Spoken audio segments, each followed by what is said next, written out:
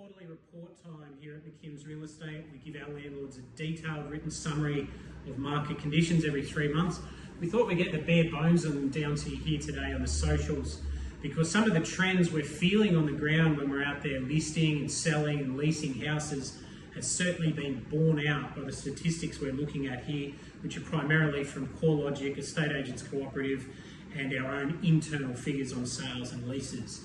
So the headline stuff, median prices in Grafton and in South Grafton are down just a little bit under 5% down for Grafton and a bit over 5% down for South Grafton. Now, does that mean my house in South Grafton is worth less this quarter?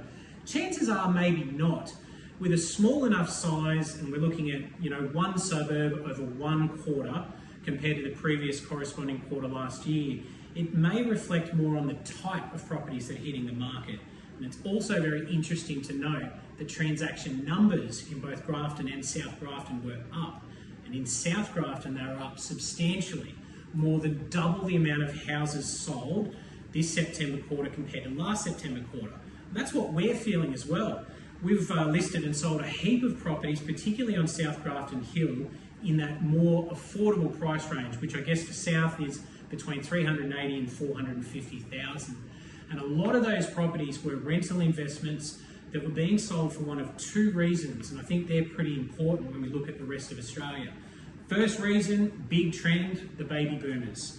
They're well and truly entering that retirement phase of their life, and a lot of baby boomers that have owned property for a lot of years as an investment are now saying, you know what, it makes more sense to sell this property and have cash in the bank. The second thing we saw was a lot of investors, some of which that had only purchased maybe in the last 2 or 3 years, particularly around the sort of COVID era, were cashing in their rental investments because they're struggling a bit to make ends meet at home. We're not seeing people with their backs to the wall so much as people just struggling a little bit. They're noticing their mortgage payments on their primary residence are a lot higher, and they're thinking maybe it's time to cash in some of these rental investments. And for the record, every rental investment we've sold for someone, even ones that bought only a couple of years ago, they still made a capital gain, which shows you the strength of investing in Grafton. When we look at rental figures just at McKimms Real Estate, the median price was down just a touch. So I think the rental price we achieved was $425 a week this quarter compared to about $450 a week last year. That's a trend we've been seeing for a while too. The rent rises have stopped, and in places they're just coming down a bit.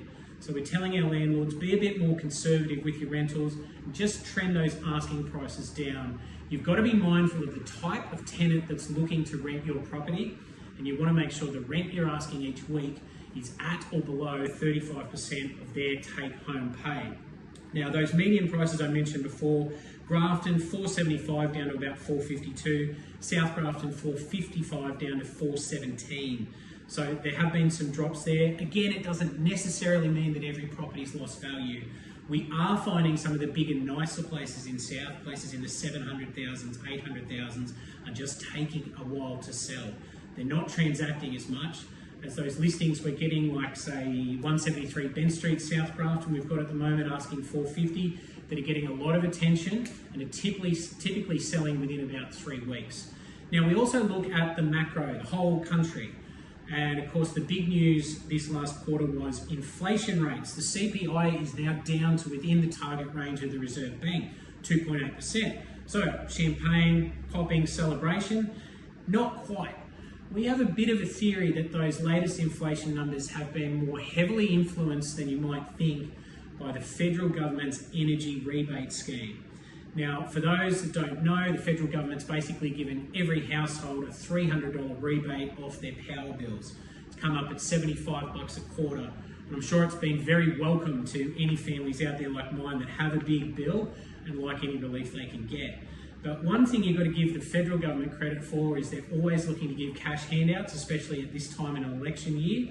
And this was a clever way to do it that actually reduced inflation, because energy costs are such a significant part of the inflation mix. And what we worry is now that rebate will go away in the first quarter of the next calendar year, do we see inflation rates firm up a little bit? because if they do, I can promise you Michelle Bullock is going to hold those rates on hold.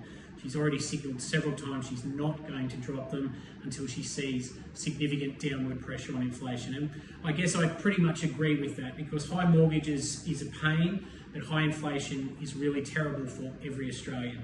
Now, on to lighter news, folks. We hope you're going to be looking forward to some time off with family coming up this Christmas. I know our staff are.